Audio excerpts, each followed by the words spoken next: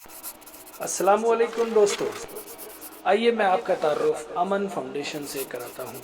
अमन foundation trust क्या है और अमन फाउंडेशन ट्रस्ट के ऑब्जेक्टिव्स क्या हैं, अमन फाउंडेशन का अब तक का सफ़र क्या रहा है, क्या क्या एक्टिविटीज़ अमन फाउंडेशन ने समाज के लिए अब तक की हैं।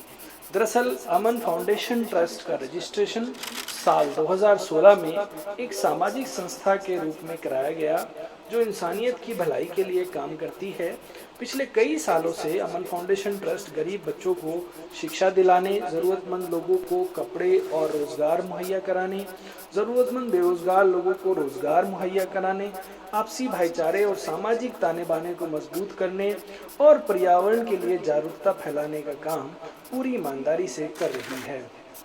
इन सब के पीछे हमारा ईमान और यकीन ये है, तुम ज़मीन वालों की मदद करो, आसमान वाला तुम्हारी मदद करेगा।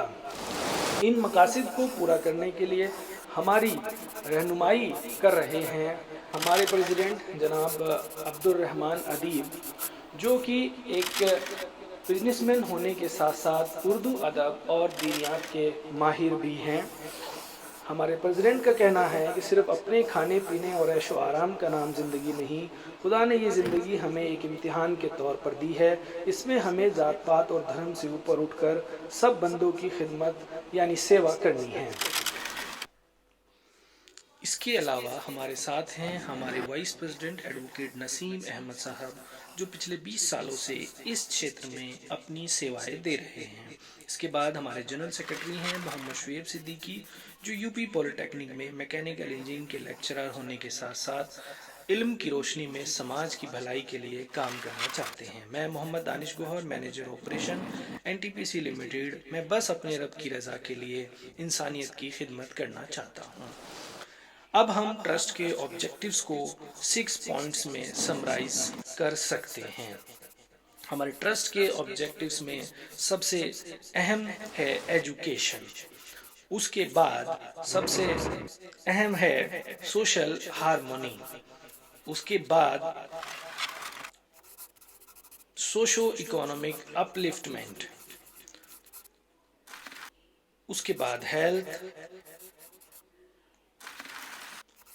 उसके बाद एनवायरनमेंट,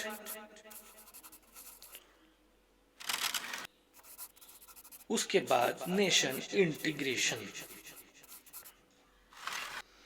अब हम आपको अमन फाउंडेशन के अब तक के सफ़र के बारे में बताते हैं कि अमन फाउंडेशन ने पिछले 6 सालों में क्या क्या इवेंट्स कराई हैं। शिक्षा दान आपके ट्रस्ट का सबसे पहला और फ्लैगशिप प्रोग्राम है। अगर हम गौर करें तो गाँवों और कस्बों में एक बच्चे की स्कूल फीस का खर्च 500 रुपये से भी कम होता है। बस हमारे दोस्तों और जानकारों और सपोर्टर्स ने एक एक बच्चे की पढ़ाई के खर्च की जिम्मेदारी ली और इस तरह हम 30 बच्चों को सड़क, मैकेनिक और चाय की दुकानों से स्कूल तक पहुंचाने में कामयाब हो सके।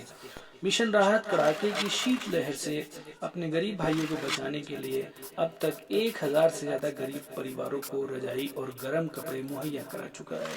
इसमें सड़क किनारे रहने वाले बेघरों से लेकर जेल के कैदियों तक को मदद पहुंचाई गई।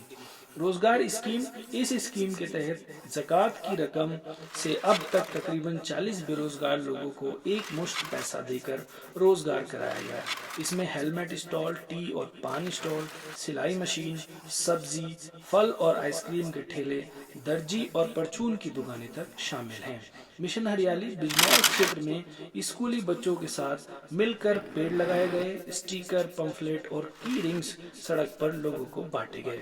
वाटर कैंप, चिलचिलाती धूप में लोगों को राहत पहुंचाने के लिए बिजनौर और शामली के क्षेत्रों में वाटर कैंप लगाकर ठंडा पानी और शरबत पिलाया गया।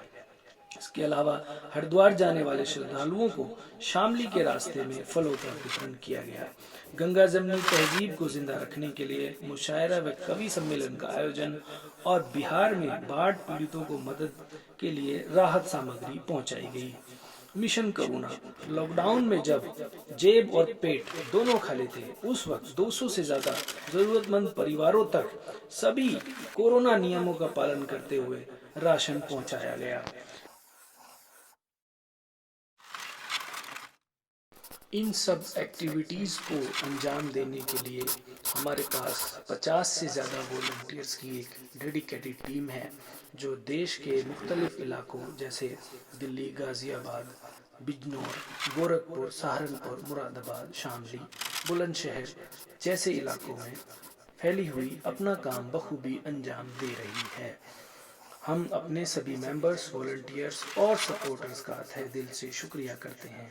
اگر آپ بھی امن فاؤنڈیشن سے جڑنا چاہتے ہیں یا کسی ضرورت مند کی مدد کرنا چاہتے ہیں، امن فاؤنڈیشن تک ان کا پتہ پہنچانا چاہتے ہیں یا کسی ڈونیشن سے امن فاؤنڈیشن کی مدد کرنا چاہتے ہیں، تو ہمارا ای میل ایڈریس، ہمارا فیس بک ایڈریس، ہمارے فون نمبرز اور ہمارے بینک ڈیٹیلز یہاں دی گئی ہیں۔ تھینک یو، دھنیہ واد۔